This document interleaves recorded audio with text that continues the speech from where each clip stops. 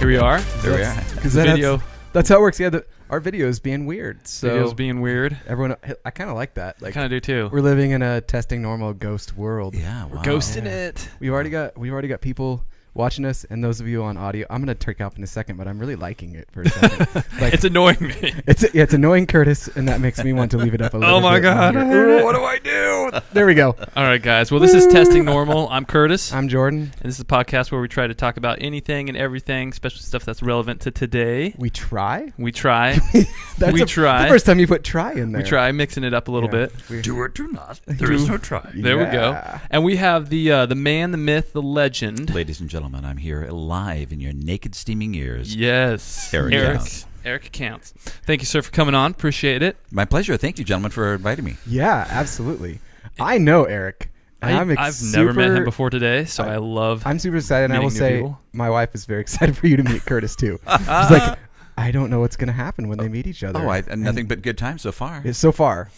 We'll see. It's really good. We're gonna try to talk about anything and everything. Yep. He's a handsome and powerful man. I think in prison he'd be very popular. Oh, yeah. Well, there's definitely some topics coming about prison later on in the podcast. Sure. So we have some interesting discussions about that. But first, Erick, I want to introduce you a little bit. You, sir, have ran a couple radio stations, is that correct? Or participated in radio stations? I've participated in radio stations, right. So growing up, it was one of those, I was a big nerd, loved all the stuff that everybody wanted to do, wanted to grow up and be an archaeologist, actually. Ooh, and Indiana then, Jones. There you go, Indiana Jones. Oh, yeah. Growing up, that was the plan. But then, life changes and things drop on your bodies. And this voice came out, and everyone said, boy, you should be in radio. Yes. And so as time went on, I sang for many, many years with little garbage bands. That was always kind of fun, and we had good times up there. And then I went to college, and people said, radio, television, get into it. So starting with that, I did a lot of.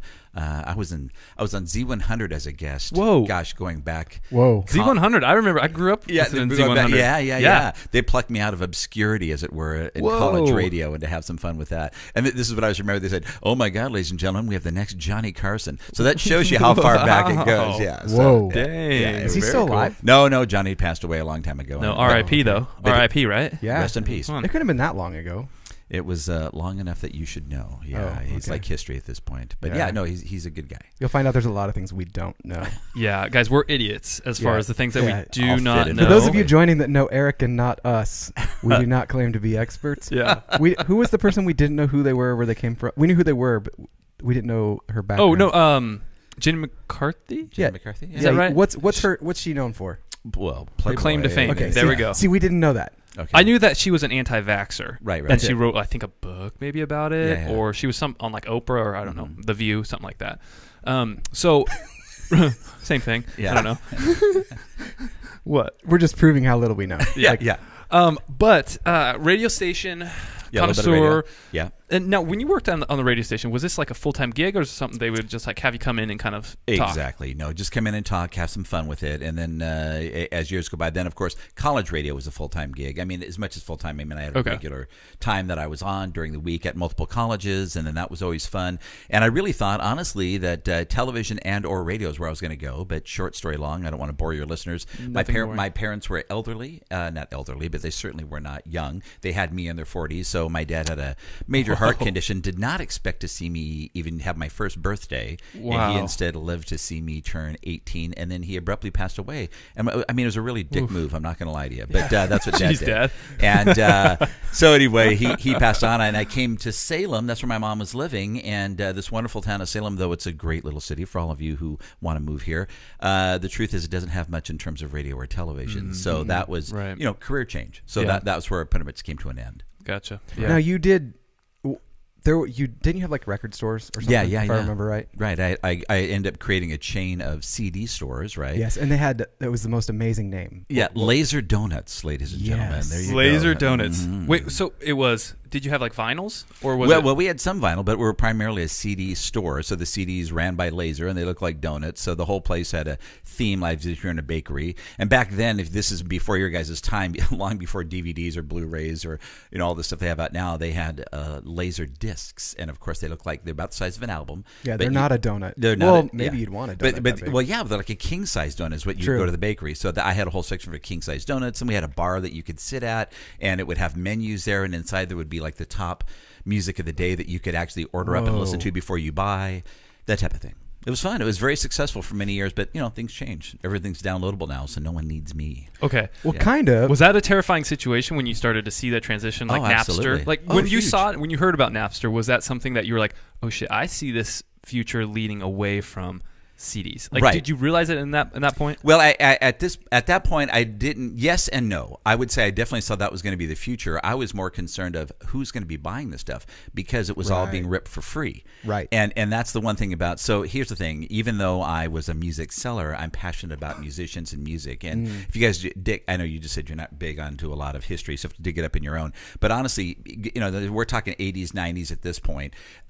People, in terms of musicians, made almost nothing off of music, almost nothing. I think Michael Jackson was the big deal, and please correct me if I'm wrong, listeners, if you're out there. I think he negotiated a deal where he got 50 cents per album. So you think of Thriller being the biggest selling album of all time. Right. He only got 50 cents per, and that was like, oh my God, 50 cents? Who gets 50 cents?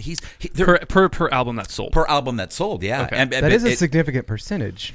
Well, it does seem like. I mean, is it though? I mean, even back then when those records were selling, it was like $10 a pop. So he was getting 50 cents off of each of those, and that was like unheard of. Okay. Most people are getting like 20 cents. And how many did he sell? Do you know? Well, off the top of my head, I don't know. I mean, it is. I think the Eagles' greatest hits, which doesn't count because it's a greatest hits album, I think just overcame it at this point. But in terms of an actual being an album created as solo material, it was. I don't know. I know it's gone multiple diamonds. So we're talking multiple millions of copies. Right. Over 10 million. I know that. Right. But even that, 50 cents a piece. At 50 cents a piece, yeah. And that was unheard of. So when Napster came out, and I'm sitting there thinking, hold it, they're not even getting their 50 cents. They're not getting jack. Right. And so honestly, when Metallica and all those guys were getting upset, I was like, I totally get it, right? Totally. Yeah. But I mean, like anything else, you want to kind of talk to people and not attack them. And I think maybe the approach Metallica went. Metallica was pissed. Yeah. Oh yeah. They were like filing lawsuits, weren't they? Oh yeah. And they were like attacking the nerds. They were one of the major bands that went. Oh yeah, they went all. They were on crazy Attack of the it, Nerds.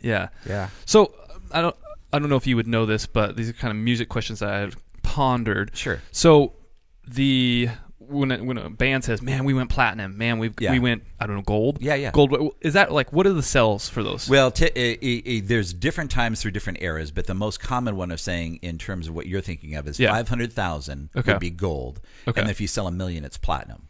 And then you've heard of albums go multi-platinum, double platinum, so on and so forth. Okay. Right? And then diamond is up. You said diamond. What is that? Diamond is when you go. I believe that's.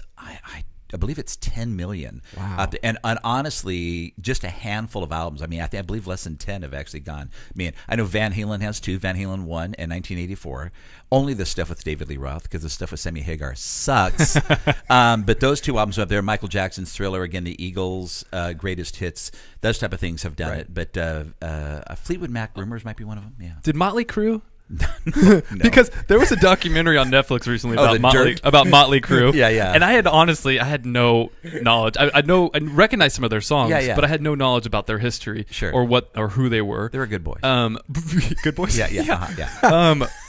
But that was really interesting, kind of seeing that how insane their tours were and their extravaganzas. They were out there, man. Oh yeah. And so back in the music business, one of the best parts of it for me, beyond just being passionate about what I sold, was I got to meet and greet with a lot of bands, right? So Motley Crue.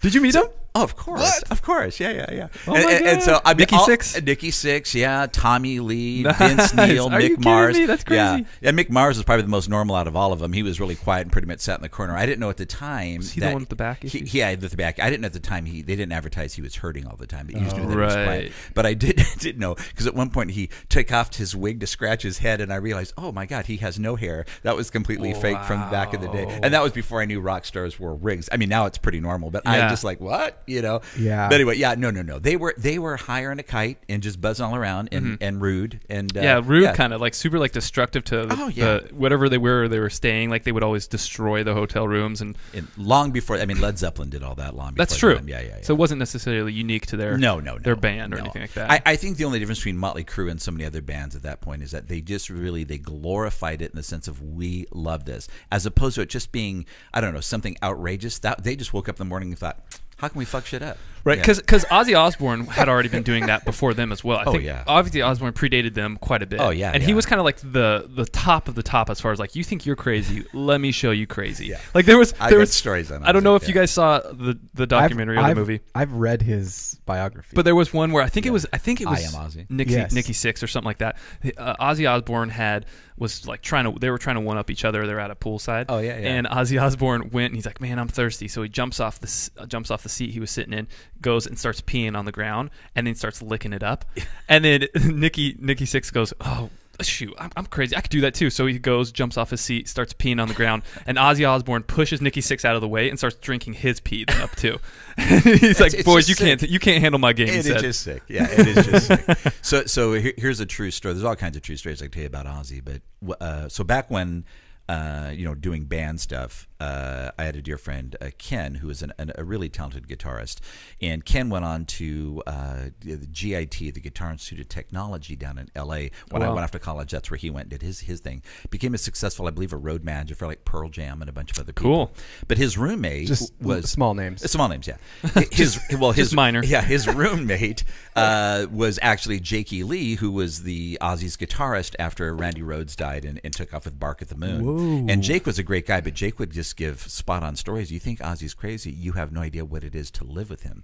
And so I'll share this one story just to make your heart. Yes. It's a warm, because families get together during dinner and so on and so forth. Well, Ozzy decided, I'm going to cook. And so he made some kind of, I don't know, this meatloaf thing, something there, and he fed everybody, and I guess he had this beautiful long table, like something you would see, maybe we were talking about Game of Thrones. Maybe this long GOT, table. winter's coming, guys. There you go. I believe tonight, right? Tonight, winter is coming. Get ready. Are you guys ready? And so I guess they all ate, and they had a good time, and Ozzy served, and I guess he was on his best behavior. And, they were drinking, and then Ozzy just says something along the line, well, you guys said you love what you ate, And everybody's like, yeah, thanks, Ozzy. It's great. Oh, you crazy fuckers. And he jumps up on the table, walks on the table, and then reaches into the center of the thing and pulls out his dirty underwear. He cooked it with his dirty underwear inside, and then just, totally laughing. And everyone's like holding their stomachs, like, oh my God, racing to the bathroom. That's a true Ozzy story that he thought that would be a fun family dinner. Classy Ozzy. Classy Ozzy move, Well done. Yeah. Sweet guy. Jeez. So sweet guy. Of all the bands, though. The original jackass. That's right. Like living with those guys. That's right. That's exactly right. When someone's gonna hurt me. That's at right. any moment. That's funny, bro. That's always exactly Ozzy. Right. Yeah. Of all the bands, though, your repertoire seemed to be most extensive when it comes to Kiss. Is that correct? Well, that's my passion, right? So everyone has some. There's always a band that hit you somewhere in your youth, and you went, "Oh my gosh, this is my band." Yeah, right? Totally. And then typically, most people, they kind of grow into different areas, which I did too. And sometimes you still remember that band, but it may not be your favorite 20 years later. I stopped right there. I mean, basically at age 12, I found the only band I needed, and I just nested. Yeah, nestled right in. Nestled right in. Cozy. Yeah. So I mean, I listen to. I mean, it always blows people away. They listen to my music. Well, Jordan knows. He's heard a lot of my mixes that I make, and I mean, it's all over pop, rock, funk, pop. Oh, it's everything. It's everything. Do you sell your mixes? No. Is this something you're? No. I just share them. No, but for those that have Apple Music, right?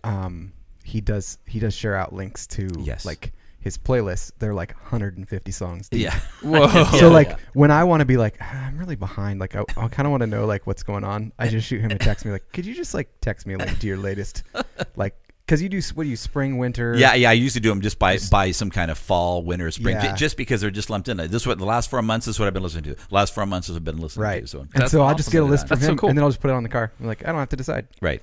Are they current songs? Yeah. Okay. Yeah. That's some nice. of them. Some there's a mix. So you're like DJing for. Yeah. Who Apple Music. if anybody cares. Yeah. Yeah. So you actually have met Kiss several times in as well. Is that correct? Yeah. And how does that happen? Do you are you like phone numbers? You call them up, or is it like you guys? How do you just go hang out or meet Well, you know, I mean, the first time I met him was literally I found out what hotel they were staying in downtown Portland, you know, and so I always trying to be smarter than the average bear. I show up after the show. Everyone else, you know, I'm not the only one who got that information. Everyone else shows up with their crazy hair and their Kiss T-shirts and their jeans, and they were kindly escorted out of the very nice hotel. It was the Benson downtown Portland. Yep. So I came, ladies and gentlemen. I think you can see me on camera. Hi, I don't know where the camera's right there. How are you? So I always dress something like this, and so I automatically dressed like this to the hotel, and Very security nice. just said didn't ignore me completely. And next thing you know, I just listened for the screams, and then I heard Mr. Paul Stanley, the man with the star in his eye, come out, and I just went from there to Eric Carr, who was their drummer at the time, who sadly passed away from cancer. Different things out there. Anyway, so that was the first time I met him. As time went on, it was because of Laser Donuts, and so then you get a name in the music industry. And I remember distinctly they had an album out in the 90s. It's a killer album for anyone that likes hard rock and roll called Revenge. And I knew it was coming out. I mean, I was all prepared for it, everything excited, and I received this Federal Express envelope, and I unpeeled it, and inside was just a yellow piece of paper that had been what's when you put plastic all over it? I can't think of it. Laminated? Laminated. Yeah. And on one side was a black and white, almost an ad for a Kiss Alive 2, which came out in 1977, and nothing on it. And you flipped it over, and it was like really crudely typed. It says, "Kiss is requesting your presence at the hotel." I forgot what hotel it was. Down in San Francisco. They would like to talk to you about their new album. And I'm like, exactly. I'm like, are you freaking kidding me? This is, please bring one guest, and we will see you on this date. And so I'm like, it kind of sounds like a stalker. Yeah, yeah, exactly. Just like when it was like magazines cut out and it's like, we would like to see your presence in San Francisco. You're like, I don't care if even on the off chance it's Kiss. Yeah, I know, right? Oh yeah, like, If I'm gonna die, what a way to go. Yeah, exactly. Yeah, exactly. What did he do? He died doing what he loved. That's exactly put on his tombstone. Yeah, but so I mean, from there on in, it just became one of those situations where you're basically on a list, and they sent me this card. It looked like an American Express card, and it has Beethoven on it, and it says, "You are permanently something like a permanent member of the Kiss Army. This is good for 2 tickets and backstage passes anytime they play wherever." What? So, yeah, and it was a cool That's amazing. Yeah, so you still have that? Oh, I still have. Of course, I still have that card. Like, no. Like you still could go to concerts. Oh no, it's just for one time. Oh, it's just. I'm sorry. I thought it said no, it did. It did say for forever. So it said for forever. Yeah, that's what it was. But I mean, you know, like anybody else, they change management and so on. So for the management goes, "Oh, that was good for those 5 years, but not now." Yeah. Okay. But I used it frequently while it was still good. Yeah, why not? Yeah. If I remember right, too, maybe I'm totally butchering the premise of the story. Didn't at one point Gene seek you out? And you weren't there? Yeah. That was in college. Yeah. Yeah, that was in college. So, okay, this is probably more nerdy than most listeners want to go into, but if you really want to go into... For those that don't know, Gene Simmons is the lead singer. The well, demon, you know, right? I wouldn't call him the lead singer. He's the co-lead singer. And he's known for his extraordinary tongue, right? Yes, right. Lick it up, baby. That's right. Yeah, that's right. They call him Dr. Love. Dr. Love. Yeah. So Gene is a brilliant man. You guys would both love him. He can talk. He'd be perfect for your show because he can talk about any subject anytime. I mean, if you wouldn't mind. Yeah, Gene, come on down. Come on, Gene Simmons. Yeah. If you're ever in the Salem area, just hit us up. Gene Simmons, listen. If you're by chance listening to this podcast on iTunes or YouTube or Facebook, right. please give us a little shout out. We could talk music theory. He's hilarious too. He can talk about absolutely anything. Yeah, you can come lead the show. We don't care. Yeah. Well, yeah. So Gene, if you're out there, you can tell me if this story is actually real because I heard it through a friend, and I want to know if you actually did this, and I believe you did. We're going to tag you, Gene. So anyway, short story long is he was producing a band called Black and Blue, which was another one of the, now you guys call them hair bands, but one of the classic rock bands. Okay. And they're out of Portland, Oregon, which is kind of cool. Great band, Jamie St. James, and they had a guitarist named Tommy Thayer, who now is in Kiss. Familiar. Okay. Yeah, he is now Kiss's actual guitarist. But back then, he was just one more band that Kiss was producing and getting in the studio with. Particularly, Gene Simmons was writing and producing with Tommy. So anyway, all that being said is a friend of a friend of friend, basically in college, that Tommy was dating basically this guy's sister. And then Gene came into Portland to help them record something, and they said, "Oh, Gene, we have like the biggest Kiss fan ever goes to this school." Which is true. Right? And of course, and at this point, I loved it because, I mean, this is, everyone has their moment in the sun. So this is no longer the 70s, right? This is college years for Kiss. And don't get me wrong, they were selling a ton of albums, but they weren't the band at that moment. Right. They were just one of many bands, right? Yeah. And so Gene said, let's meet him. Yeah, let's go. And so supposedly they drove all around North Portland near where I was going to school looking for me. And and for sure, you didn't have any. You had no idea. I had no idea. I mean, this is long before cell phones and crap. Nothing was going on. Yeah. So we had nothing. So I mean, there could have potentially been a time I heard a knock at the door, open the door, and there's my idol standing there. To which I would have fainted. Yeah. So but yeah. So that one did not. But that's an absolutely true story. Yeah. But no, I did not meet him on that particular one. I would have loved to. But did you tell them about that story? Did you tell them like, hey man, I know you were looking for me? You know, that's a funny. I have never ever mentioned that story to him. Yeah. You know, I've never mentioned that story. In truth, you know, so we'll bring it back to your listeners. Whoever your idols are, whether they be in music or sports or whatever, and I think most of them who've ever had this opportunity understand, you get tongue tied. Oh yeah, get a little bit, totally. Yeah, and I every time I'm around them, I try to be very cool about it, but I'm basically my mind goes blank. Yeah, and as soon as I'm done talking to them, I'm always like, son of a! I should have asked him this. Right. So, Jordan, would you have anyone that you could imagine that you would be tongue tied if you had to meet?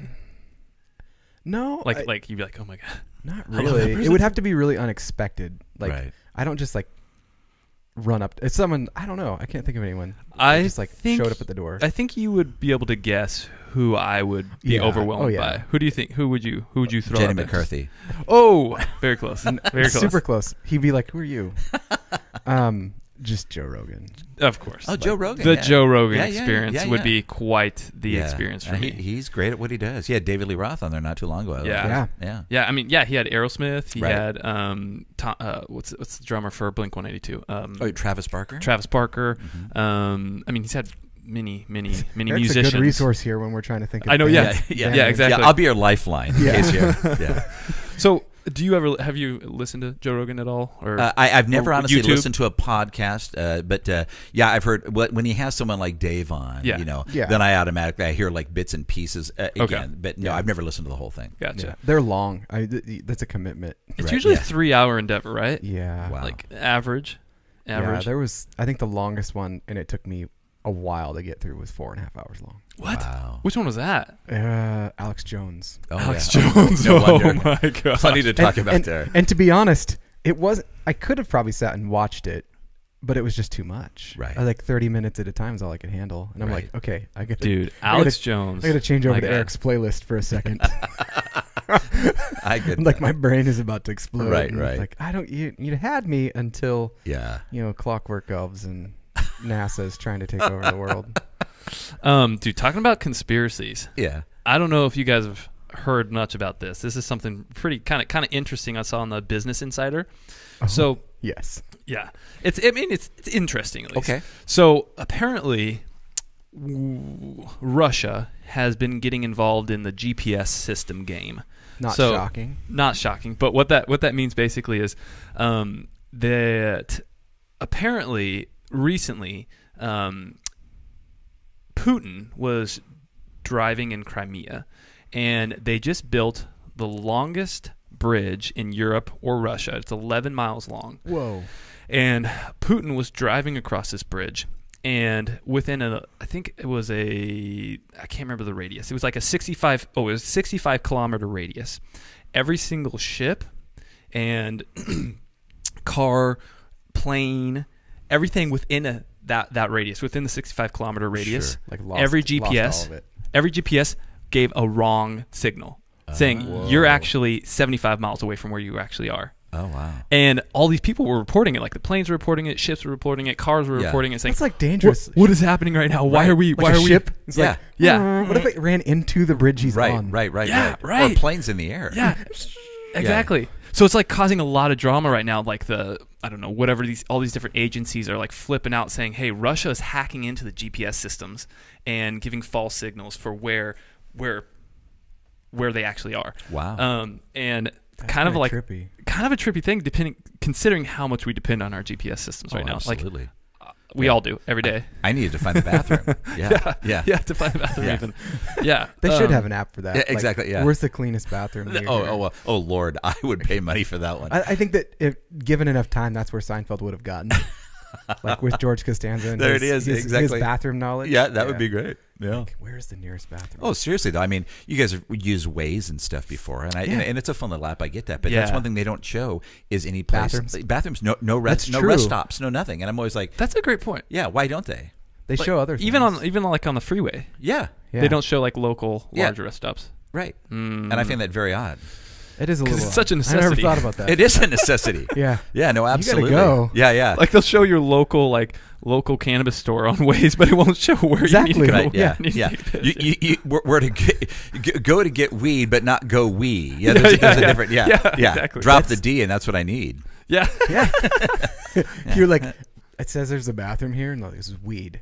Oh, I'm sorry. Sorry, I read that. I totally read that wrong. Yes. So here's the problem. So I do a lot of traveling because I do speaking across the Northwest, and I'm traveling. So I don't know where these things are. So I look for a McDonald's, and so I go there. And McDonald's are usually somewhat clean. I go in there, I take care of business, but then I feel guilty that I use the bathroom. So what I do is I get another pop. So guess what? 20 miles down the road, I got to find another McDonald's. You know, 20 miles down the road, you buy another pop. That's exactly. I spend $20 on dollar drinks just so I can take a whiz. Like in Europe, how much do you pay to go to the bathroom? Like you have to pay to use the public restroom. Wait, right, yeah, that's true. Oh, yeah, that's right. Yeah. Like in larger cities.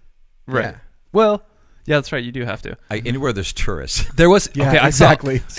I saw a really cool public bathroom situation, and I think it was somewhere in Eastern Europe. Please finish the story because that you witnessed a public bathroom situation. Yes, your listeners are on the edge of their They're seat. like just cringing, like, oh my god, where is he going with this? So what happens is they will, you pay like I think it's like 50 cents. It's a low amount, but they've had problems with people staying in the bathroom for an absorbent amount of time. Instead of so like what they living. Do is setting up home, or like homeless people like paying 50 cents and then locking and then staying constipation. There. So what they're doing is the windows, they have some type of electrical current running through them, and it's a square glass kind of situation, and it's like gray fog, and then after I think they give you like a 2-minute period. It's not long enough. No, I need more time than that. I cannot be rushed. Greatness cannot be rushed. Rome was not. I'm making genius. Rome was not built in a day. Yeah, exactly. Yeah. And these bricks are coming out one by one. Yeah. Can somebody put this out there? Yeah. I don't know if it's exactly 2 minutes, but after a short period of time, basically the windows then go clear. The walls go clear. So everyone can see it. If you're still in there taking a dump, the world's going to see you. Oh, that's basically. Hilarious. Yeah. And oh my so God. it's a way Everyone of like would see me. keeping people from. And the doors unlock and the windows go clear after that period of time. Yeah, we've talked about that before, and then there was another one where the lights turn blue, so people who are into drugs can't find a vein. Yeah, because the blue light, so they can't use their bathroom. That's clever now. Okay, yeah, I get that.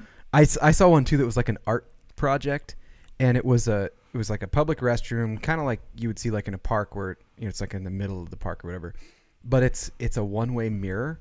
So when you're inside, you can see everyone outside walking by, but they can't see you. There's no way. It's like no one's gonna. I would be so uncomfortable. No one's gonna pull it off. Stage fright all over the place. Like of course. I'm gonna give a quick shout out to Darren Russell out there. Yeah, hi Darren. Fighting fires, saving lives every day.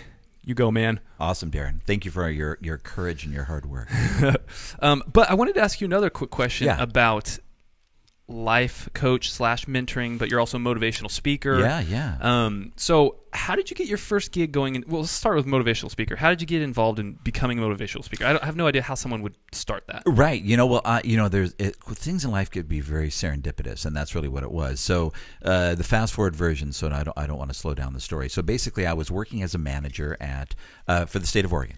And I enjoyed being a manager, but I also didn't enjoy it because, truthfully, like anywhere you work, there's a lot of things that you kind of feel handcuffed when it comes to helping people, and that's really my passion. I didn't want to be a manager for power. I want to be a manager to help people. My idea is that a manager is there to remove obstacles to let people succeed. That's the whole focus for me.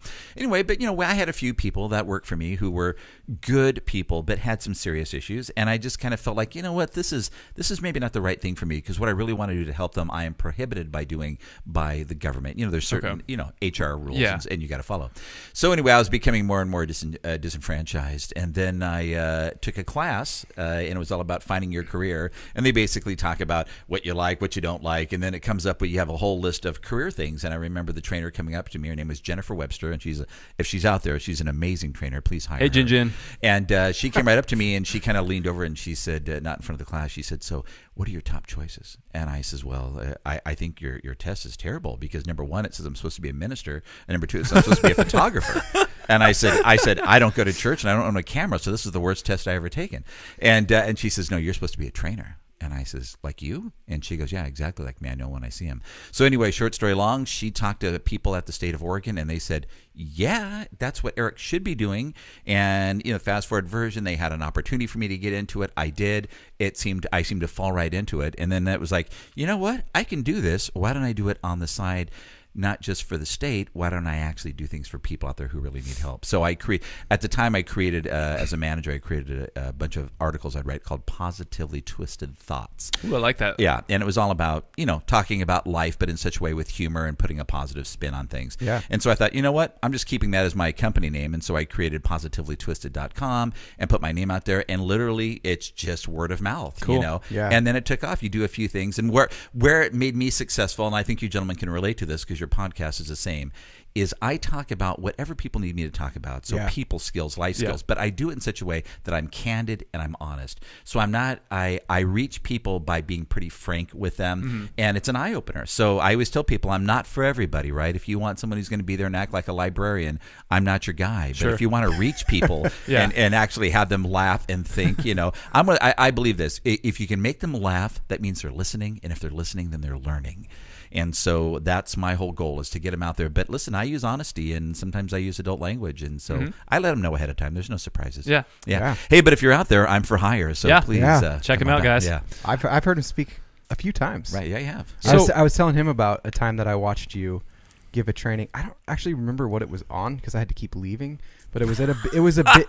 Well, because I was helping out. Okay. There. All right. But it was for a big lunch. Had to keep going pee. Right. And the way you interacted with people was so. I was like, man, that is. You just did an amazing job. Well, thank you. Like walking around the room, having that conversation with people, right, while continuing to focus on the content itself, right, and they had food, right, and you still had their attention. Like those are things to be. Well, thank you. I appreciate it. It means a lot to me. So curiosity, I guess, peaks a little bit in me when people talk about life coaches. Yeah. And that seems like it kind of has a negative connotation a little bit in today's age. I would agree. / mentors might be a little bit better terminology now. Right. So what do you think qualifies somebody to be? Should there be something that qualifies someone to be a life coach / mentor? Yeah, I believe there should. And if you actually just Google it right now, you're going to find all kinds of people. So the first time I got into it, I thought, what if I just did this one-on-one for people as opposed to, in a group situation? And so I Googled it, and I put in life coach, and now executive coaching is the term. So when you're actually helping managers and other executives deal with people, and that's where a lot of my success is going to come from, that particular area. But anyway, so I looked at it, and it was basically, they said, you want to be one, you got to have a certificate from so-and-so university and send us $500 and we'll give you the certificate. And I thought, yeah, but what does that teach me? Oh, no, you're not teaching you anything, but you have a certificate, And so, wow, I mean, you really have to kind of dig. But yes, there are definitely some places out there who will give you the proper background to give people advice. But in the end, really, it's about, can you relate to them? Because, so we all remember being children, and we all remember our parents telling us what we were going to do or what you should be doing. And sometimes your parents like, they won't listen to me. They won't listen to me. And then their best friend or their favorite uncle or somebody comes over, their minister, and suddenly they listen to them and they're like, or photographer. I gave them the same advice. And they didn't listen to me, but they listened to you. So I think it's that same idea as whoever you pick that you want to work with. If you really want them to help change your life, are you connecting with them? Do you have that feeling like they're not leading me astray here? Yeah. Does it feel a little awkward thinking like you're creating this personal bond with somebody, mentoring them, but then also at the same time the concept of, but also you need to pay me? Yeah. Like, does that feel a little awkward in that situation? Oh, no. I mean, right from the start, that was the thing that made me most uncomfortable. Yeah. Yeah, because I was like, well, hold it. If my passion really is helping people, and now you have to pay me, X amount of dollars, and it's not cheap, folks, Sure. And to sit there and talk about that, I was very uncomfortable with that. But then I also realized, well, listen, every time you need a lawyer, you got to pay them. Every time you need a doctor, you got to pay them. With the exception of the ministry, but even a church will make money some way, somehow. They're tithing. Right. Exactly. There's money in there somewhere, So in that respect, I'm like, oh, okay. So my thing is, I don't take on anyone that I don't feel I can honestly help. So if they tell me their story and it's like, you know what, I'm not the person for you, that's where my morals come in. I just go, you know what? I would be just taking your money. You know? And also, the same goes after a while. It's like, all right, what I find myself here is I'm repeating the same messages over and over again. So and we talked earlier before we actually started rolling about, do you really want to grow? Or are you just someone who just insists on being, staying stagnant? Right? I love that term. And if that's what they're going to be, at some point, I don't want to be. They're not my cash cow. Right. I really am here to help them. They might be, but they're not going to actually be a good example to everyone else of what you can do. Correct. Yeah. right. Good point. That's a good point. Who do you use? I use this guy. Oh, I'm not getting him. He's terrible. Sort of reflect me. If you're not going to do what I say, that's not worth it. Even if you're going to keep paying me, Jordan, that's brilliant. I'm not going to make it. Yeah. That's so with that, like I would ask, and maybe this is. We're on testing normal, and this is we can say the things that are testy to all those out there. Testies. And some of you that are watching might think, oh, why did you just ask that? But how do you feel about people that? Because it seems like right now, like mentor, life coach, whatever you want to call it, it's like this big thing that people are like, I'm going to do this, but we all, I would assume we all know some of them haven't done anything. Well, Also, I'm more curious about the concept of, why has it all of a sudden become this kind of trendy concept? That's another good question for it, too. Like, do you have any idea why this is kind of picked up? And maybe this is something that we just now have become more aware of, or has it been kind of more of a snowballing trend? Listen, so we got to go back. So let's start with Jordan's question. So again, are you picking people? You want to phrase it again about if they're not qualified, correct? Well, yeah, that the person just hasn't done anything. It's like I would take business advice from Bill Gates because he's done something. Correct. But there's a bunch of people who are like, I'm a life coach, and they literally haven't accomplished or done anything in life besides declaring that they're a life coach. Right. Oh, no, I completely agree. Which takes some bravery. Right. But again, this is why you interview people and you get to know them better. If you really, every time you meet with someone for the first time, it's always free, right? And you've got to figure where they're at. And if you don't fit there and feel like, oh my God, they're nuts, I'm not going to learn anything from them, then don't go with them. That's weird. That's weird. That's how drug dealers work, too. That's true. It's not a whole lot different. I give them a taste and then I get them in. Yeah. First taste is free. Yeah, no, listen, there's absolutely no reason, but I don't think you need to be a genius to be a mentor or a life coach or any type of executive coach. What you have to do is show results. And that becomes very quickly. So if you listen to someone and someone says, the best thing to do is you walk up to your significant other and just bitch them out and slap them in the face. That always works. And you try that once and you're like, oh crap, that is a horrible thing to say. Then you realize, okay, this person, I should not be listening to them. Not a good idea. But if it's just the same with my classes. Everything I give people is real meat and potato stuff. And if you put it into your life and make it work, you'll see the success pretty quickly. And in terms of it being now a hot thing, I think the idea, for me, I don't know. I think the idea of going to counseling and all this stuff has become more the norm, and people are more open to talking about those things. That's a good point. And so now it's like, well, now I have one that I feel is a little bit more me.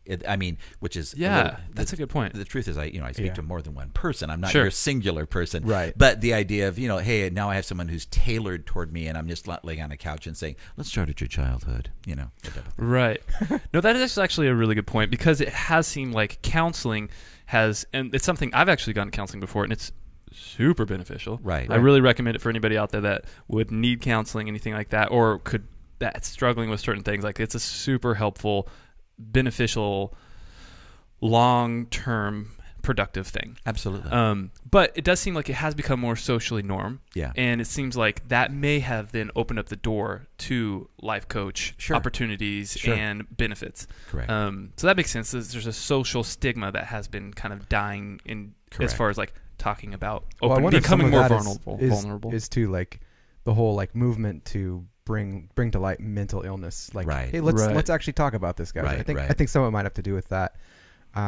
I think too, like just thinking about it, thinking abstract, because I could be completely wrong.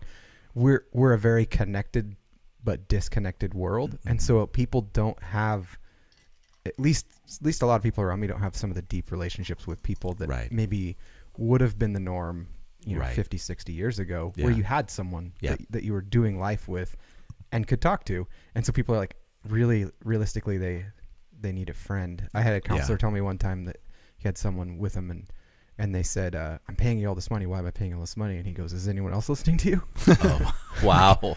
Yeah, truth though. Yeah. So it's like let friendship. That sink in for a second. There's a reality check. Yeah, no, I think that's spot on. I think if you look at the culture anymore, we are becoming more and more. I mean, and I'm pleased. I'm not phrasing people as gender X, and so I could care less, and I hate putting people in boxes. But the reality is, more and more people illegal. Yeah, not putting people in boxes. Yeah. Okay, you might want to talk to our president about that. But anyway, but I digress. but touche, touche, sir. But with that, unless you're a magician, so what happens is that there is a part of society now where people are more and more regressing to be.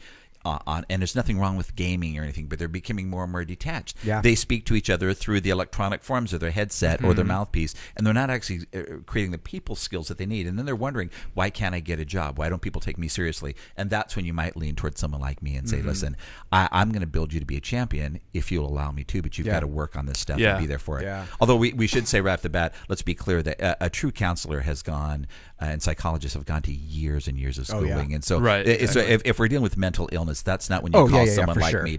Find a professional for that. That's a good distinction. Right. That's a super healthy. That's why you go to a counselor. Right. Yeah, exactly. Right. For your mental illness. Right. Yeah. No, I'm for someone who feels remotely stable but needs help in life a little bit because they want to be more than what they are right now. That's when you call me. What he's saying is he wants sane clients. Yeah, exactly. If you're listening right now and you know that you're certified, please don't call me. Yeah, he's not the one. Yeah, I'm not the one. Please look elsewhere. Yeah, that's a good kind of overview of as far as but life coaching mentors go. So the other interesting topic I wanted to touch on real quick. Please. We've been grilling you, but I just want to learn more about you, man. Sure. So interesting. You are a wheeler and dealer when it comes to the lottery. Is that what would it be? A wheeler and dealer when it comes to lottery? Yeah, so for lottery, what I do is exactly what I just described. I am their, what do they call me? Senior Organizational Development Consultant. Right? Okay. So I consult people. I meet with them. It's the same stuff I do in my own business, but I do it specifically for lottery personnel. Yeah. And so does that mean like you're what does that mean? I don't exactly understand. So, like, you're meeting with people that work for the Oregon State Lottery. Correct. He's a lottery life coach. Yeah, you're a lot. Like, are you actually? They give me a T-shirt. That's what it says. Like, you go and you they're having hardships, and so you're like, hey, let me help you out with this, or is it more specific to like? It's all HR related. Okay, so it's HR related specifically. Okay. Yeah. So does this mean because you work for them, you're not allowed to buy lottery tickets? Correct.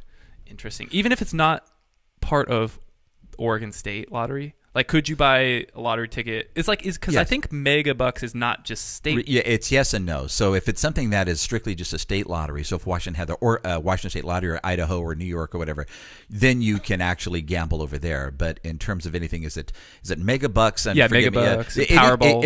Powerball definitely no, because that's something that everyone puts money into. So then that would be a no-go. But if it's strictly just a state type of lottery, and many lottery people will travel and say, I'm going up to Washington to visit family. Does anybody want any tickets? And and you can do that, but you can't buy anything in Oregon or anything that's related to Oregon Lottery. I understand why, but I've always thought it's sort of funny that that's the case. Because what if you grew up and you're like, I really like the lottery, right? And that's what I want to do for a living. And once you pursue that career, you can no longer do what you love. Yeah. I mean, okay. Okay. So hold on a second. Yeah. No longer do what you love. Yeah, exactly. That kind of broaches the subject of, do you have any philosophical concerns about the lottery possibly causing harm to individuals? And I guess, do you think it has a net positive or net negative impact on society? Oh, I think it's a net positive. I mean, all you got to do, the one thing about lottery is they're completely open about everything they're doing. I mean, and they know that people have suspicions, so you can just go in and check it out yourself. It's brilliant what they do. Every dollar that's not used to pay a bill, in other words, electricity, they have two main buildings. The main one's here in Salem. They have one in Wilsonville that's much smaller. And then they have a few little places on the outpost, because obviously people from all around work for lottery, so little garages and things like that. All of that money, all the money that you pay for, all of our salaries, that's all made up in less than a day. That's how much money a lottery makes. Oh, no. Whoa. So, geez, yeah. So all the money a lottery makes. I had no idea. Oh, yeah. It's crazy. It's millions and millions of dollars. It's absolutely nuts. And daily. I had no idea. Yeah. Of course, yeah. I had no idea. I've never been a gambler. So for me, it was never anything I had an interest in one way or the other. But no, when you see the numbers, you're like, oh my gosh, that's crazy how much people gamble. And so everything else is given directly right to Oregon, whether it be helping our veterans, helping our parks, helping our schools, helping the economy as a whole. So, but getting back to the darker part of the question, and it's a great question and one I'm happy to talk about, because the truth is, and I don't have the statistics in front of me, but like 2.7% of Oregonians have addiction problems, particularly when it comes to gambling. Okay, and so the Oregon Lottery takes that dead serious. And so what they do is they go and they do many, many things in terms of education. All of our machines tell you, please be wary. This is only for entertainment, which you see that in all of our commercials at all times. They have an app. Not for investment purposes. Not for investment purposes, right? They have an app out. That app's going to be growing with all kinds of games, but even has a timer on there that will remind you you've already been playing for too long. Do you really want to be playing any more than this? So they're doing they do all that seems stuff. like a smart They're doing approach. all of it. Then here's one step. They go the extra step, and this is what I'm most proud of to say, is if anybody walks in there that says, I've got a gambling problem, they pay for all of your counseling, carte blanche, done.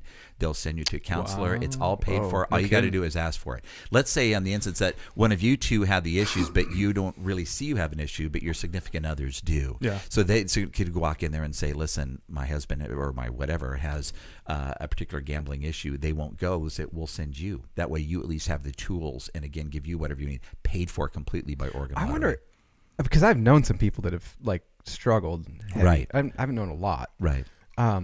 It didn't seem like they knew that existed. And it's out there, and I realize that, and we advertise it all the time. Oh, I'm sure you do. But no, a lot of people don't. That's good to know, though. Yeah. Oh, no, it's huge. Yeah, it's huge. And so when people come with that particular issue, so, that we have to recognize that it's a small but still significant portion of the population. We're making money off something that is an issue for them, and we take no pride in that. Well, it's the same as selling alcohol. Of course. Or any type of substance. Like, there are people that are fine. Right. And there are people that even video games. Right. Like, you talk about video games or like in-app purchasing for, I don't know, Clash of Clans or whatever. Clash Royale. Yeah. Yeah, I will tell you this last story. So we did put a little button on it. So we had an all-staff meeting, I don't know, about a year or so ago. And then we had a panel, and the panel is all the people who deal with the people who really have these issues. And I think there was 4 people. There's like 3 women and a gentleman on the end. And they start from anything from kids in college who started in sports betting, have now taken away all their tuition and so on. So, blown all their money on that type of thing, all the way down to the gentleman on the end who has the worst of the worst, the poor people who've gambled away their jobs, their houses, their families. They're literally live on the streets. No one knows where they're at anymore. He sees the true ugliness of anything when you take things too far.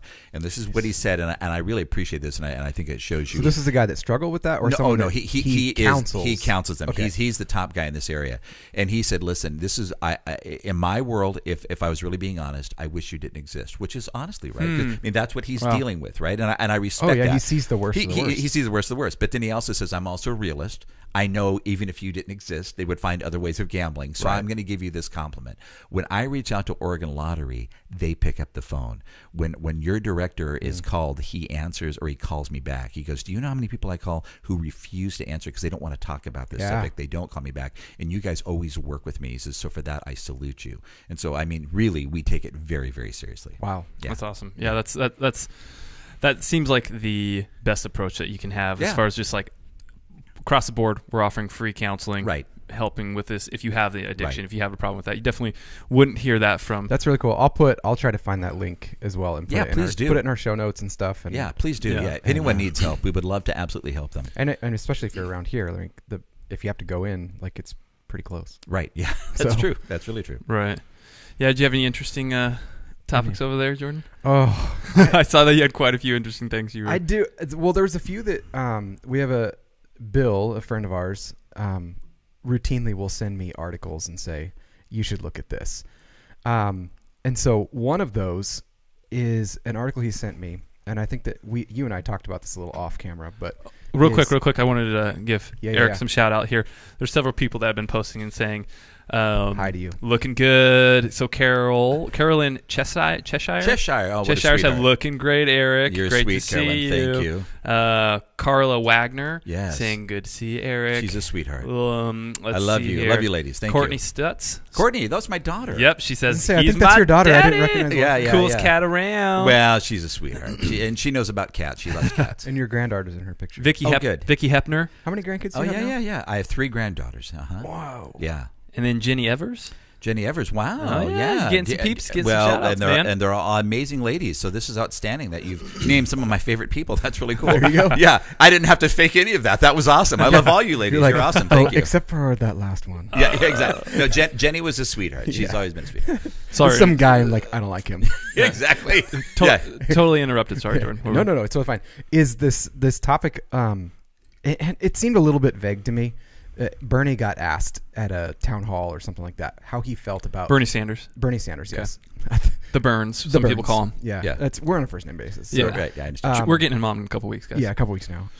And he was asked how he felt about convicted felons in prison voting. Yeah. Ooh, yeah, this is interesting. And he said concept. He's all for it. Right. Kind of. It was a little vague. So there wasn't a lot of details. Like I could read it, and you'd get just as much information I just gave. Right. Sure. What are your thoughts on that? Like, well, listen. First of all, and this is the same thing I would talk about in one of my trainings if I was doing a one-on-one with a person.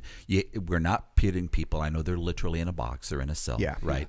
But we have to realize when I think of someone in prison, I think of the worst of the worst. The rapists, the murderers, or so on and so forth. But a great many people in prison are there because of, a drug bust. Exactly. And peeing in a park. Peeing in a park, right. There's all kinds of things you get in the prison for. And so for us to We've all been there.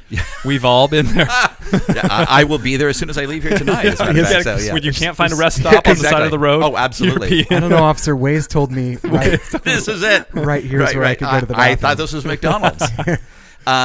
So, do we give up all of our civic rights when we commit a crime? And I don't know. So one of the things we talked about earlier before we started rolling was the idea that everybody makes mistakes. Yeah, exactly. And if you can't learn from your mistakes, what's the point? Exactly. Right. And totally. So the idea that they have the opportunity to vote on things, to me, don't you want growth out of people? Yep. And so I think there's an argument to be made there, and I don't know what the answer is, but I don't think it should be. I don't think we've ever I think when you remove certain rights from an individual, you also remove certain motivations for that individual to improve and to seek help. Right. And I think that when you demoralize somebody in the way that, and granted, maybe there could be some type of rules as far as like what you go to prison for and the degree of those rights that are then taken away. Absolutely. And so I think it is foolish to maybe to completely erase that person's rights across the board. Right. And I think that it would foster potential rehabilitation and integration back into society. Correct. If you say like, listen, you're still a person. There's someone out there that still loves you. Right. So we're going to give you this option to still feel valued. Right. And I think that obviously that would have to be something that's looked into as far as the degree of punishments go. Yeah. But across the board to say if you're in prison you can't vote, I think that's insane. I don't know if I go to the step of insane. Oh, insane in the fact I shouldn't say insane, but short-sighted, I think. Maybe. I tell me your other. I think that, well, like you said, there's varying degrees of why someone's in prison. If they're in prison, typically they've done something that's at a federal level, and you could make the argument, maybe some of them shouldn't be there.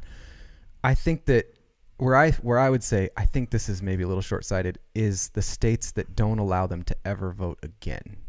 So there's a few states that once you have a felony conviction and you get out, your voting rights are still waived.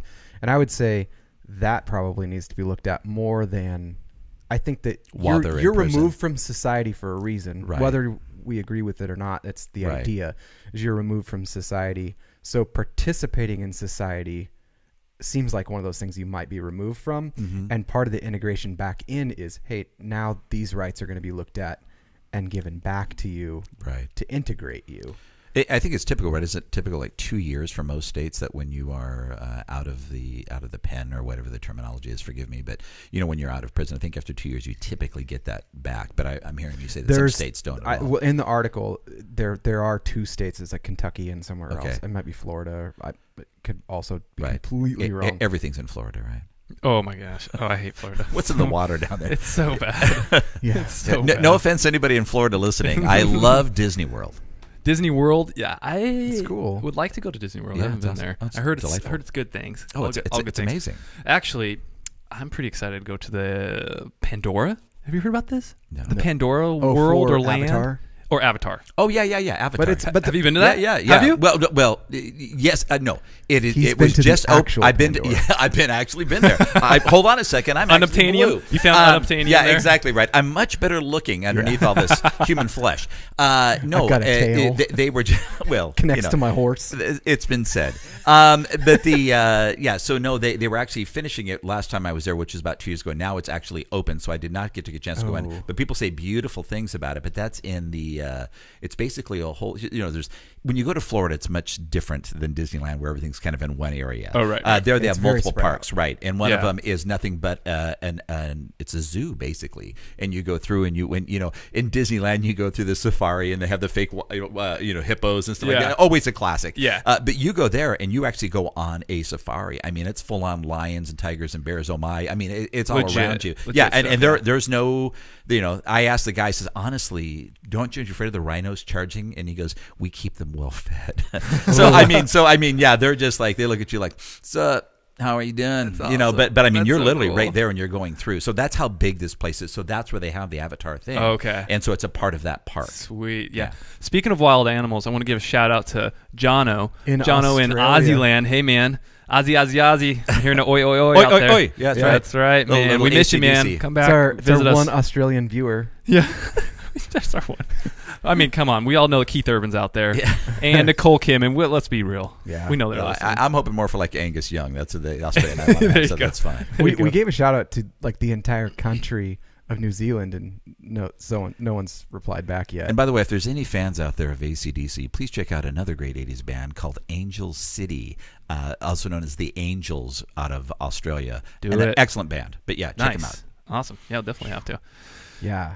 Yeah, so prisoners voting. I don't know. So you feel like you would be against it? It kind of sounds like. I kind of think so, because I think that's part of it, like, is being removed from society for whatever reason. I think your hesitation is in a lot of why people go to prison. Yeah, and that has little to do with the framework of should they vote while in prison.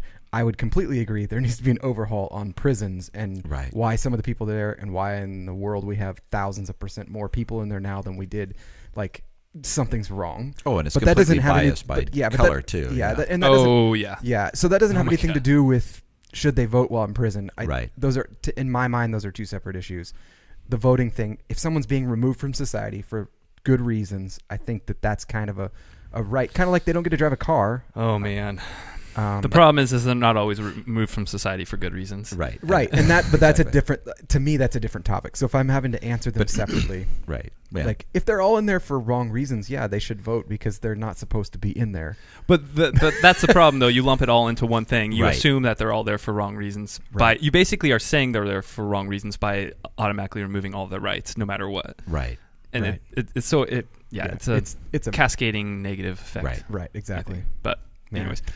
Yeah. So these are some of the other things that Bill sent in. He was actually kind of like he sent me a bunch of stuff, but I liked it. I thought it was cool. This is a interesting science thing. Was a phase of matter, a new one that was discovered when put under extreme pressure, which changes how we. So like instead of like we have gas, solid, liquid. Right. This is a liquid and a solid simultaneously. The way liquid and a solid. I left one of those at McDonald's when I was on the road. Exactly. Yeah, and 20 minutes down the road. Exactly. So the way they explained it, because they said it's so weird to grasp, is like if you're holding a sponge made of water, that was also dripping water. Like that's what's going on with this matter. It's actually existing in both states at one time. That's wild. And so it changes some of what they think about the core of the Earth, because it also, the attributes it has is it doesn't conduct electricity. In fact, it repels it. Mm. So they're like questioning some things about the pressure of those elements below the Earth's crust and all that we can't get to, that we've kind of like deduced based on how things respond to stuff. So it would change. Like it's possible that it's not a iron core, or it could be something that is. It could just really be a sponge. Right. Yeah. Or rubber bands like a golf ball. Yeah. Like that. Something's gonna hit us, and we're just gonna go flying through the galaxy. That was another. That's pretty trippy. Crazy thing. Another article he sent was just kind of flying through these real quick. Was that a study on the new drunk drivers. Ooh, the new drunk drivers. You say nude? No, that's different. That's now that would cause quite a bit of distraction. Next on the road. story that would cause is quite nude a bit of drunk drivers. Okay, right. No, that's you someone with a lot of enunciate. problems. Yeah. New drunk drivers are phone addicts. Oh yeah. So, I see. And the studies done is like that 28% of the time they're not actually looking at the road, but over 90% of them would classify themselves as extremely safe drivers. Well, that's scary actually.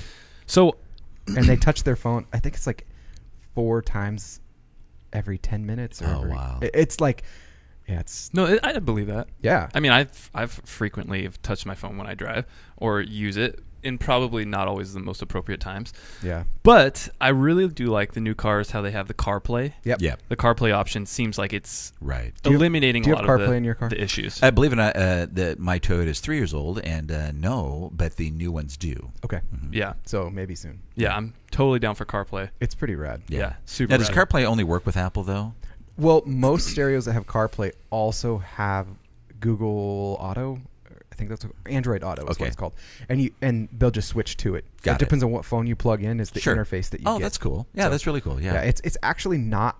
It's weird. It's not actually running off the stereo. Right. It has to support running it, but when you plug it in, the screens are actually controlled on your phone. You set up what apps are up there. And everything. Very so cool. your phone actually holds that profile. It's kind of cool. Yeah, it's a cool thing. Keeps you off of it. It doesn't do any of the like notifications and stuff and whatnot, and lets you type back by talking. Oh, that's really cool. Like that. Hey, listen, I'm an Apple guy, but I'm all for everyone having access. So I embrace diversity. Equal opportunity. Exactly. Yeah. Even for those of you with subpar phones. Yeah. Whatever works for you, whatever makes you happy is fine. Even if you like being hacked, whatever you want. Yeah. I can't see the timer. Do you know where? I don't know why it's not on the main TV there. Oh, we are. I didn't know if it's time for shower melting thoughts. in this thing. No, this couch is like couch is very very cushy. Yeah, and all of our guests basically end up getting absorbed into this couch. Well, yeah, I feel like I'm sitting on one right now. Yeah. So. We're at about 60. Okay. Right now. All right. Yeah, I don't know what I looked up earlier too, and it's like our timer's gone. Yeah. So that's all right. we're still good though. Okay. The one thing that I did want to talk about before like anything else is this crazy thing that happened this week, and I'm sure we all saw it on the news and all that, but I want to talk about massive black holes. Oh yeah. Oh my gosh, I want to talk about that too. But I holes. have to empty my bladder really bad right now. So I have to micturate real quick. Good, yeah. I'll be right back. There's a McDonald's close by. You can start talking if you want. I'm going to talk. You've heard about the black hole. So have you seen this black hole? Absolutely. Yeah. The nice blurry picture. It's cool. Yeah. Yeah. So did you hear like how they got that picture? That they had to work all around the world with different cameras and so on and so forth. Yeah, it was amazing. It's not cameras. They're actually doing it with radio because they actually there's a few things that I wish that they would have made a little bit more public. And Curtis and I have talked about these, so he'll know when he gets back where we're at. Sure. But is that so? Number one, it's not like a lens, and two, they actually shot video of 2 different black holes over the last few years, and the image that we see now is from 2017. Okay. So they worked with 8 different telescopes that are doing X-ray and all this kind of weird stuff. The one that we got was actually a picture of the one that was further away. And it's the numbers are astronomical, so I think people don't understand how big of a discovery that this is in science today and what questions and stuff it answers. It is roughly 55 million light years away. Wow. That's the one that we got in. That was quick, man. Wow, yeah. So I assume you didn't make it to the bathroom. That was a little too fast, yeah. Yeah, he didn't. He just went in the backyard. Yeah. Having a prostate of a pro athlete. Yeah. So 55 million light years away is a long way. Yeah. 55 million light years is a long way, yes. And that's correct fact. Yeah, correct fact. But the tech behind this was what relative. Was like amazing, like mind-boggling. So I'm gonna spat out some numbers, and then I'm gonna bring it home and bring it a little bit. You have a picture that we could show too? Here, there's probably one on there. Okay. While I'm talking, I can't look for the picture. No problem. Don't play the video though. I'm gonna link a video of a guy that actually describes this really, really well, but we can't play it for reasons that will get taken off the air and all that kind of stuff. Right. But so 55 million light years away, long ways away. The black center of this thing, if you want to like get a little bit of perspective, So that's actually the shadow, because all light is pulled into it. It's absorbed into it. As soon as it gets past the event horizon, the point of no return, it falls inside. Sure. And it's gone forever. Can't come out. Right. But that black shadow is as wide across as our entire solar system. Oh, wow. So if that black hole, right, which is 6.5 billion times the mass of our sun, was sitting where our sun is, it would be out beyond where Pluto orbits. Oh, that's amazing. And so people are like, well, that's large, but nobody, like, you see a solar system, and you're like, it's how far is that? Yeah. If you were to jump in your car from the sun, and drive at 70 miles an hour straight out to where Pluto orbits, right, no stops at McDonald's to go pee. All right, I'm in trouble. 6,000 years. Seriously. Nonstop. And that's how big the eye of that is how big half of it is. Oh, geez. Because you're going from the sun out, so it's as big around as our solar system. That's which insane. is so that's really so there was 8 of these telescopes that are reading the radio waves that are taking in this data. Yeah. Each one of them is attached to 4 recorders, and they record at 16 gigabytes per second. So each one, whenever they turn it on and they're observing, for every second that they observe together, and they all have to sync up, each one is storing 64 gigabytes of data per second. So that image that we got was the result of, everyone saw the picture of the girl who helped. Yeah, Katie or something. Helped how awesome the team and put it together. Yeah. It was like a team of like 15 people. That Didn't she give a TED Talk or something? She did a few years ago on how they kind of synced it all up together. Shout out to all women scientists out there. We need more of you. That's awesome. Yeah. Girl power. I love it. So they can do stuff. There's a picture of her next to all the drives holding the data. That picture was 5 petabytes of data. So most people are like, well, okay, what is that? Yeah. The like an animal by it. Yeah. So we all have gigabytes on our phone. Right. And most people kind of know what that means. Right. A petabyte is 1,000 terabytes, which is 1,000 gigabytes. So if you were to weigh all those hard drives, the actual data weighs around 1,500 pounds in drives. There was so much data that they couldn't send it over the internet. They had to FedEx it to each other into a central location, one of which was Antarctica, and had to wait for the weather to be right so they could actually fly and get the data and fly it back out, which is just bizarre. It's enough data that 40,000 people for their entire lifetime, it would hold all their selfies. Oh my god, that's awesome. Like that's like the equivalent of what that is. Yeah. So they're recording at that rate to get this image that we have, and people are like, it's kind of blurry. Like it's 55 million light years away. It's crazy. Super cool. So I sent you I'd sent you a picture of like the galaxy that it sits in, which is the M87 galaxy, and the only reason we can see it, this is just another mind-boggling thing, is because it swallowed a star. So that the light, the light going around it. I so badly want to make a joke here, but I won't. I was in the music business, so that is a different connotation for me. I'll be over connotation. Yeah. So it's like if you zoom out and look at that, it's the star that's being like demolished by it. Right. That's crazy. Is 1,000 light years wide. Wow. So it takes light 1,000 years. Anyway, it hurts my head, honestly. Yeah. Yeah, you did a great job explaining that, but it still hurts my head. It's really.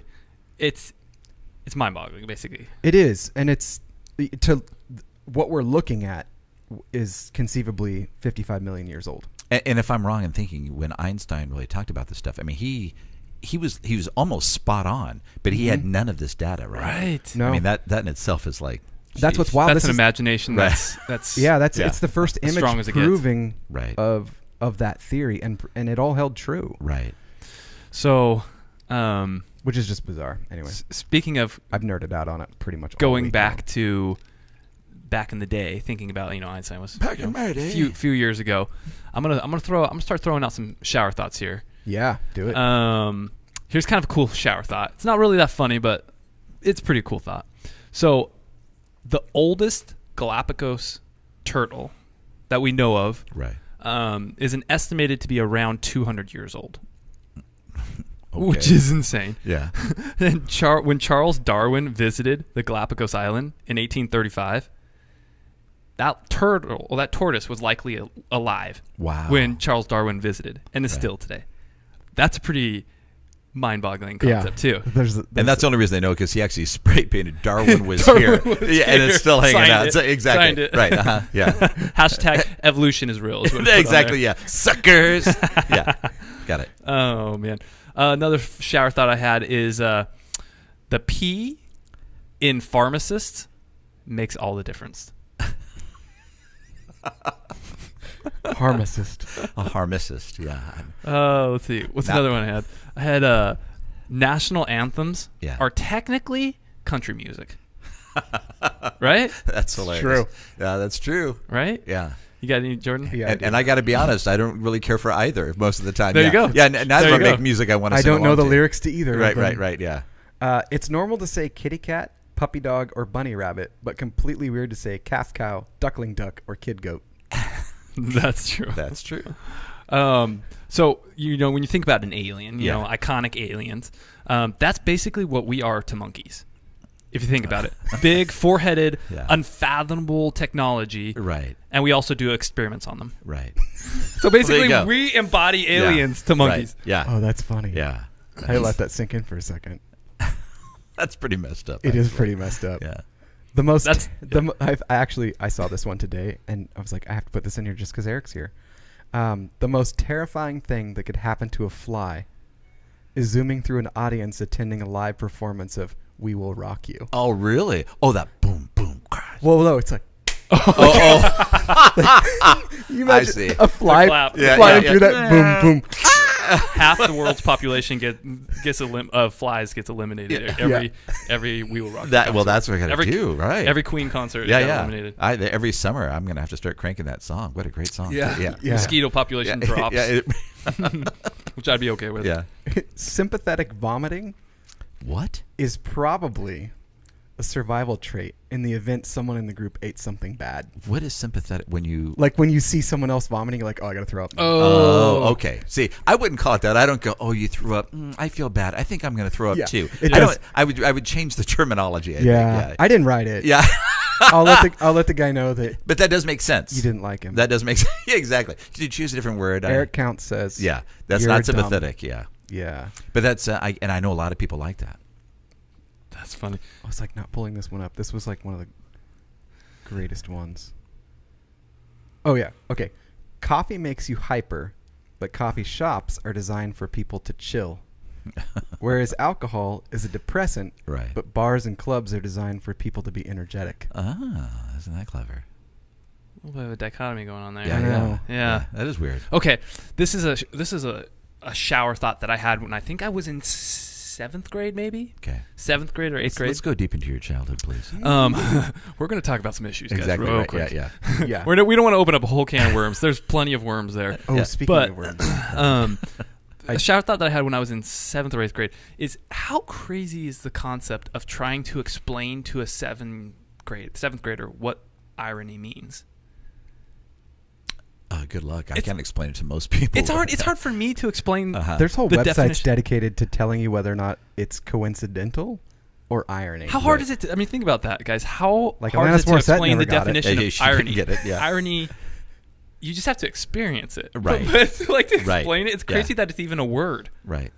Don't you think? I think that's what Alanis would say. I think she would have said that too. So there you go. Yeah. Yeah. So that's just a funny thought that I actually have. Irony is a damn hard thing to explain. It is very hard to explain. Did you know that worms are hermaphrodites? I've dated a few. I didn't. Yeah, so it's fine. Yeah. I knew that if you chop them up, they can regrow. Really hard transition. Right. To No pun else. intended. Yeah. Yeah. But I didn't. Yeah. Eric, you're on point with those, man. I love that. Okay, I'm going to pull a picture up. But I didn't know this, and I don't know that I'm any better for having learned this. I think there's a lot of fish out there that are hermaphrodites too. Maybe. But this... maybe I don't have it now. Here. Okay. No, I do. Okay, I'm going to pull this picture up. Are you ready? I'm ready. Okay. Ooh, that's cool. To full screen. So this guy was like, I don't know what I'm looking at. What? Can you zoom in? Yes. Maybe. Maybe not. Now I can. Okay. He's like, I don't know what's going on. I was in my garden, and this is what I saw. What is this? And so someone gets on there to explain. They're like, worms are both male and female, and that is how they make They're mating right there? Is that more mating? worms. He's like, wait. They're that's how splitting off, or they're mating? Yeah, I'm confused too. I kind of don't know. Okay. Like they well, said I that, think we need to if we're going to a worm party. Yeah, they said that like both these parts are where they're. Okay, so they basically are just Okay, so right now, guys, what we're seeing is two worms that are coming out of the ground and connecting their bodies, and it looks like they're fusing at two different parts of their bodies. It's very odd. Probably mating. The guy was very scared. Or eating each other. Yeah. I'm not exactly sure, but that's a weird handshake. It's a funky one. It's super weird. We've covered quite a range of topics in this podcast, but very interesting as far as worms and hermaphrodites. Sure. Dude. Yeah. You got anything else? I love diversity, though, so yes. Go hermaphrodites. I'm fine. Go hermaphrodites. I have one last shout out. You do you. Yeah, exactly. I'm fine with it. You do you. Because I almost posted this the other day, or I almost said something. I was like, how do I put this link up? Do I do this or not? At this point, saying www before a website is like saying planet Earth after an address. Totally. Yeah. So I went with I'm not putting the www in front of this. You guys don't. You guys out there, you don't have to put www for anything anymore. There's no need to, right? Except in really old browsers that nobody would access anyways. They might. Yeah. So educate me. What do you mean old browsers? Well, some browsers are like, I don't know what to do with that. Like really? if you don't put the www in, you're just like, go to testingnormal.com and it's like doesn't go anywhere. Really? Yeah. I didn't know. I thought there was no need for www. Yeah, that's what I was thinking the same thing too. I had no idea. Yeah, there's some that they just get very confused. All right. Cool. Much like your audience. Well, yeah, they're like, what are they talking about? Yeah. Mating worms, shower thoughts. Yeah, exactly. They talk about kiss for a while. Right. Yeah. Yeah, that's what we do, guys. That's right. Well, Erick Kountz, thank you so much, sir, for coming on. Pleasure. Erick Kountz, by the way. I'm sorry, not Kountz. For the love of God, never be here again. Kountz. Yeah. Yes, we would love to have you on again at some point and talk about all these interesting topics. And guys, you can find us on YouTube, Facebook, Twitch, Instagram, all the places, all the platforms. Of course, iTunes is kind of the easiest way to listen to when you're driving in your car safely. That is, yes, please. Always be safe. Apple Play, unless you're a phone addict and then you're watching us. Anyway. Yeah. Let us know what you like. Let us know what you don't like, and we'll have you back when Gene Simmons agrees. To come. Yeah, and then I'll be going. Duh. Yeah. And we'll catch it all on video. Right. Yeah. It's going to be a great episode, guys. I've got some video right here in my pocket of me talking to Gene. So if you ever want to see that, I'll show you after the show. Okay. Yeah. Sounds totally. Love it. Awesome. Sweet. All right, peeps. All right. Have a great day. Have a great weekend. Peace. See ya. Talk to you later.